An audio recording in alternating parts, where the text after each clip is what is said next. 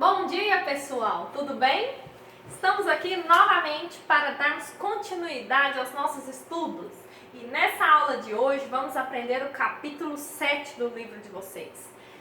Para isso, vamos relembrar o capítulo 6, que está relacionado com a evolução do modelo atômico e é um pré-requisito para o capítulo 7. Então, pessoal, preste atenção. Na época dos alquimistas, a sociedade científica da época questionava a constituição da matéria. E eles proporam a ideia de que a matéria era constituída por 4 elementos: água, ar, terra e fogo. E essa ideia perdurou por vários anos, até que, na era depois de Cristo, um cientista chamado Dalton, através da realização e confirmação por experimentos, definiu que a matéria era constituída por átomos. E esse átomo era maciço, esférico e indivisível.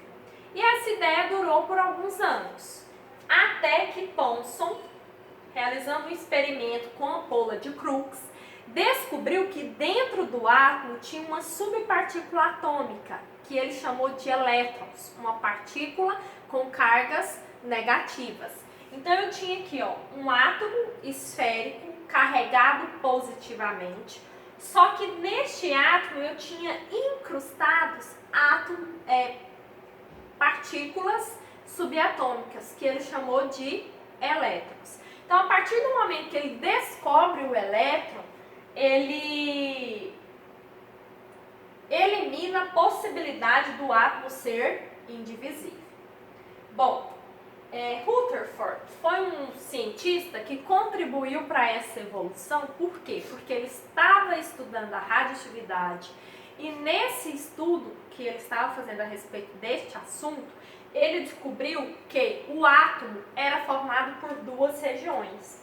Uma região que possui cargas positivas, que são os prótons, que ele chamou de núcleo, e uma região que ele chamou de eletrosfera, constituída por elétrons.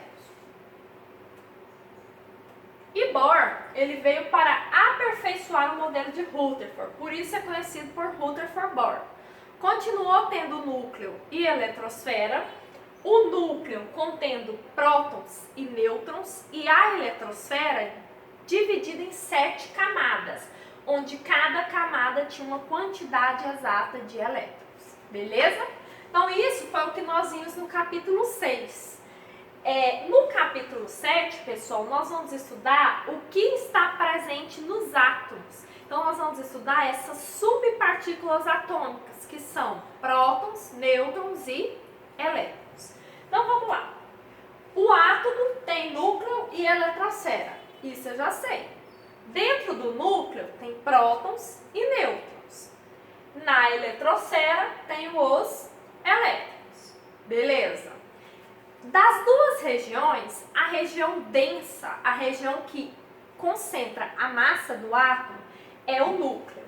Então eu vou dizer que a massa atômica é igual ao número de prótons mais o número de nêutrons. Então, a letra A vai representar a massa atômica, o Z, o número de prótons, e o N, o número de nêutrons. Então, eu tenho, quando eu olho para o núcleo, dentro do núcleo tem prótons e nêutrons. Olhando para o próton, a simbologia do próton é P ou P+. A carga é +1. E o número atômico é representado pela letra Z. Vale lembrar aqui, pessoal, que o número atômico ele também pode ser chamado de número de prótons. Então, eles têm o mesmo valor, ok? Significa a mesma coisa. No caso dos nêutrons, a simbologia é o N, ou N com 0 em cima. Não tem carga, porque é uma partícula subatômica que não possui nenhuma carga. E o número de nêutrons pode ser calculado como? A massa atômica é algo que já vem definido para você na tabela periódica. E o número de prótons também está definido lá. Então, como que eu calculo o número de nêutrons? Basta eu pegar a massa atômica menos o número de prótons. chegando aí ao número de nêutrons. Na eletrosfera, eu tenho aqui o elétron, que é simbolizado por E ou E-, e ele tem uma carga valendo -1. Então, já defini que próton tem carga +1, nêutron não tem carga e elétron tem carga -1. Então, vamos olhar para a simbologia dos elementos químicos. Então, todos os elementos químicos que se tem conhecimento estão expostos na tabela periódica. E na tabela periódica, eles são representados dentro de quadradinhos. Nesse quadradinho vai ter um símbolo, que é uma letra maiúscula ou uma maiúscula seguida de uma minúscula, e vão vir dois números. Esses números, um é a massa atômica e o outro é o número de prótons, o número atômico. Como que eu vou saber qual número é a massa atômica? Existe uma regra que me diz que a massa atômica é maior do que o número atômico. Então, a massa atômica sempre será o maior valor. Então, preste atenção.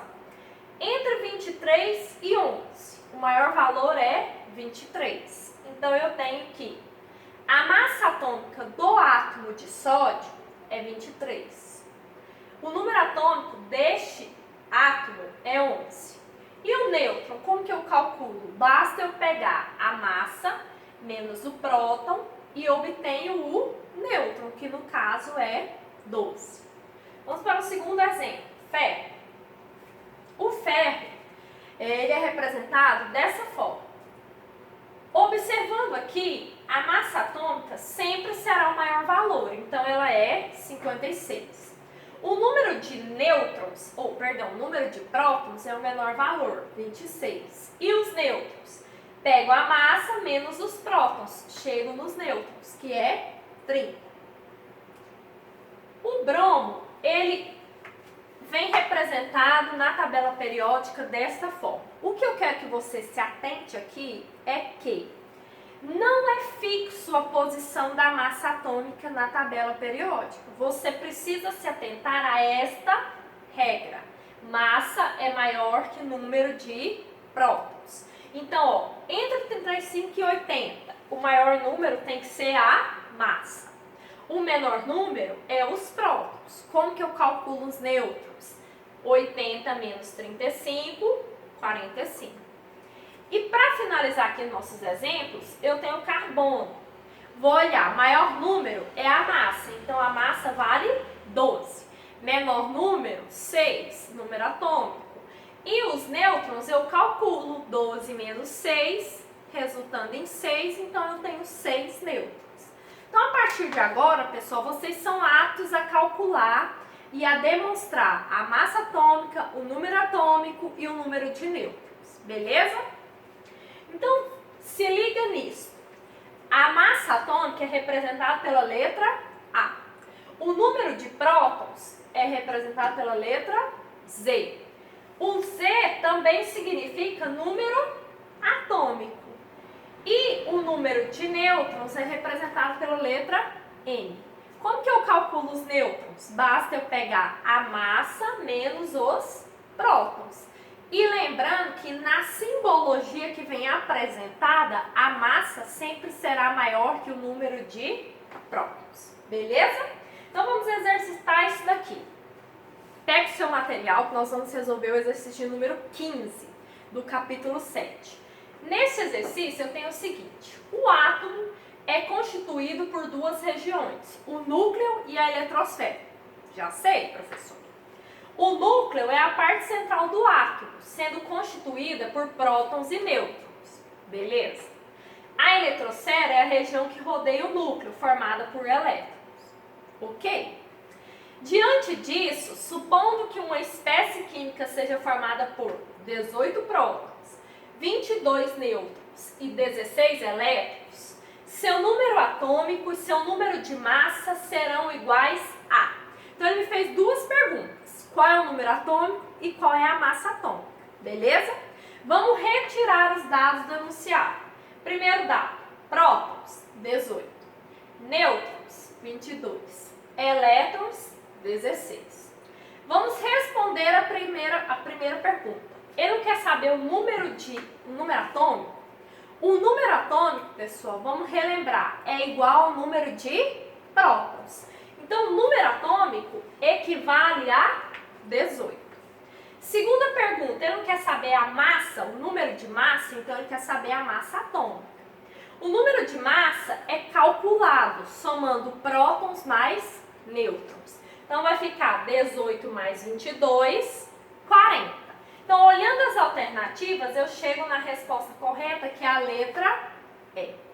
Beleza, galera? Então, esse é parte do capítulo 7 que nós vamos aprender nessa aula.